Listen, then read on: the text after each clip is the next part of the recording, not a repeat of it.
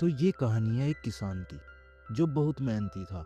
बड़ी मेहनत से खेतों में अनाज उगाता था, उसकी देखभाल करता था, पर अक्सर उसकी फसल खराब हो जाया करती थी।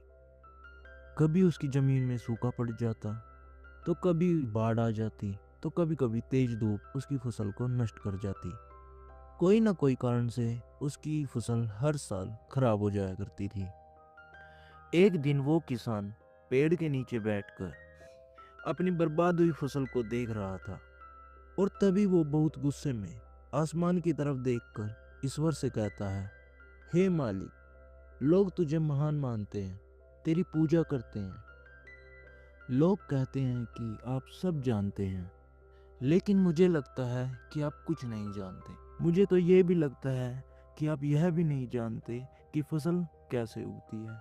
अगर आप ये जानते तो हर बार जो ये बाढ़, तूफान, आंधी आती है वो कभी नहीं आती। आप नहीं जानते कि हम किसान कितनी मेहनत करते हैं। अगर मेरे हाथ में यह शक्ति होती कि जैसा मैं चाहूँ वैसा मौसम हो जाए, तो फिर आप देखना कि मैं कितनी अच्छे से अपनी फसल को उगाता हूँ।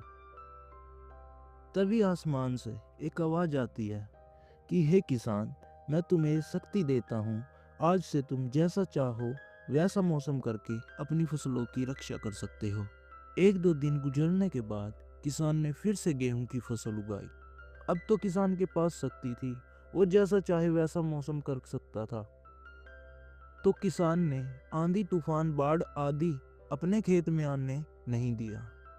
किसान ने अपनी फसलों को नष्ट होने से बचाया, और उस साल किसान की ऐसी फसल हुई जो पहले कभी नहीं हुई थी। मन ही मन वो किसान बहुत खुश हो रहा था, और साथ ही साथ ये सोच रहा था कि ईश्वर को अपनी फसल दिखाकर उन्हें बताऊंगा। इसे कहते हैं शक्ति का सही इस्तेमाल करना। कुछ और दिन गुजरने के बाद फसल कटने के लिए तैयार हो गई। किसान बड़ी उत्सुकता के साथ अपनी फसल काटने लगा, पर जैसे ही उसकी नज़र गेहूं की बालियों पर पड़ी तो वह हक्का बक्का रह गया। उन बालियों में गेहूं के दाने नहीं थे। गेहूं के एक भी बाली के अंदर दाने नहीं थे। सारी बालियां खाली थी। यह सब देखकर वो किसान परेशान हो गया, और फिर से ईश्वर को कोसने लगा, और जोर जोर से चिल्लाते हुए ये कह रहा था, शायद तूने मुझे कोई सजा दी है। तभी आसमान से फिर आवाज आई कि मैंने तुम्हें कोई सजा नहीं दी है, बल्कि इसके जिम्मेदार तुम खुद हो। तुमने अपनी फसल को संघर्ष करने का मौका ही नहीं दिया। ना ही तो तुमने इन्हें आंधियों से जूझने दिया, और ना ही तेज बारिशों को सहने दिया, ना ही तेज धूप में उन्हें तपने दिया। इसलिए ये पौधे अंदर से खोखले रह गए।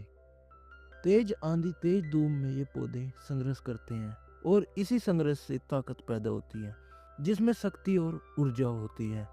इसी संघर्ष से गेहूं का दाना बनता है।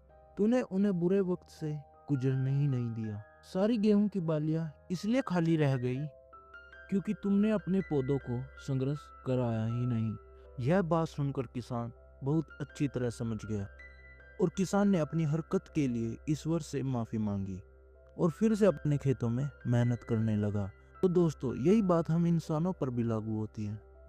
बुरा वक्त इंसान को एक योद्धा बना देता है।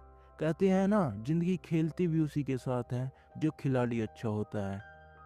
यदि आपको लगे कि मुझे ही सबसे ज्यादा दुख और तकलीफ मिली है, तो उस समय आप खुश हो जाइए, क्योंकि ईश्वर ने आपको चुना है।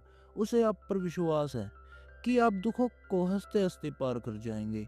आप ईश्वर पर विश्वास कीजिए, और जीवन की हर चुनौती को हंसते हंसते खेल जाइए। आशा करता हूँ कि आपको ये कहानी अच्छी लगी होगी।